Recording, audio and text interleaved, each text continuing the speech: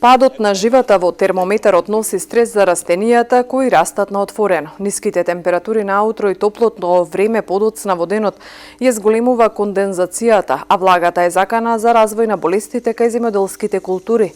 Алармираат експертите. Советуваат земјоделците да го заштитат родот. Кај пиперката, кој што е позастапена во овој југоисточниот дел на нашава држава, тука веќе има опасност од појава пред се на бактериоза и затоа препорачливо е да се употребат бакрените фунгициди, но исто така препорачливо е да се употребуваат и инсектициди, нормално со куса каренца, кој што ќе спречи пред се појавата на инсекти од групата на совици, односно инсекти кои што се бушуваат во самите плодови и ги уништуваат, но и ќе спречат појава на белокрилка, лисна вошка и така натаму.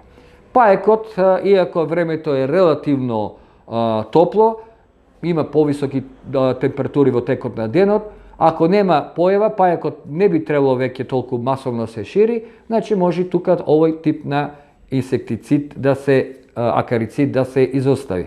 И сосема на крај би ве подсетил, бидејќи масовна берба на плодовите кај сите гранинарски култури, внимавајте на каренцата. Значи, каренца е период кој што мора да помини од последното прскање па до бербата. Значи, на секој препарат има ознака колку е каренцата и со тоа ќе ги темпирате прскањата спрема бербата на самите култури.